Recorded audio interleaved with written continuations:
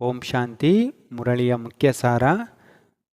ದಿನಾಂಕ 20/11/24 ಬಾಪ್ದಾದ ತಿಳಿಸ್ತಾ ಇದ್ದಾರೆ. ಮಧುರ ಮಕ್ಕಳೇ, ಮನ್ಮನ ಭವ ವಶೀಕರಣ ಮಂತ್ರದಿಂದಲೇ ನೀವು ಮಾಯೆಯ ಮೇಲೆ ಜಯಗಳಿಸಲು ಸಾಧ್ಯವಿದೆ. ಈ ಮಹಾಮಂತ್ರವನ್ನು ಎಲ್ಲರಿಗೂ ನೆನಪು ತರಿಸಬೇಕು.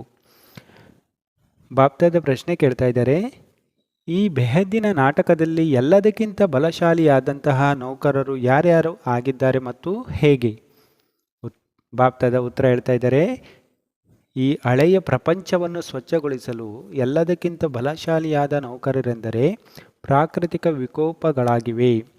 ಭೂಮಿ ಹಲುಗಾಡುತ್ತದೆ, ಪ್ರವಾಹ ಬರುತ್ತದೆ, ನಂತರ ಸ್ವಚ್ಛವಾಗಿ ಬಿಡುತ್ತದೆ. ಇದಕ್ಕಾಗಿ ಭಗವಂತನು ಯಾರಿಗೂ ಸಹ ಸಲಹೆಯನ್ನು ಅಥವಾ ಸೂಚನೆಯನ್ನು ಕೊಡುವುದಿಲ್ಲ. ತಂದೆಯು ಮಕ್ಕಳನ್ನು ಹೇಗೆ ನಾಶ ಮಾಡುತ್ತಾರೆ? ಇದು ಡ್ರಾಮದ ಪಾತ್ರವಾಗಿದೆ. ರಾವಣ ರಾಜ್ಯವಲ್ಲವೇ? ಇದಕ್ಕೆ ಈಶ್ವರನ ಪ್ರೇರಣೆಯೆಂದು ಹೇಳುವುದಿಲ್ಲ. ಬಾಪ್ದಾದ ಧಾರಣೆಗೋಸ್ಕರ ತಿಳಿಸ್ತಾರೆ. 1. ಸದಾ ಅಪಾರ ಖುಷಿ ಇರಲು. ಬೆಹದ್ದಿನ ತಂದೆಯು ಯಾವ ಮಾತುಗಳನ್ನು ತಿಳಿಸುತ್ತಾರೋ ಅದರ ಸ್ಮರಣೆ ಮಾಡಬೇಕು ಮತ್ತು ತಂದೆಯನ್ನು ಅನುಸರಿಸುತ್ತಾ ನಡೆಯಬೇಕು. 2.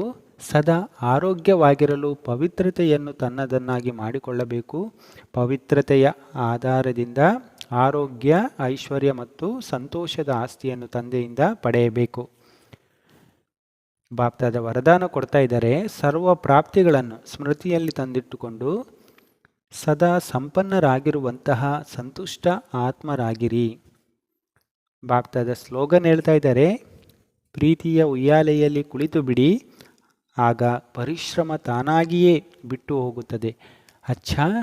ಓಂ ಶಾಂತಿ.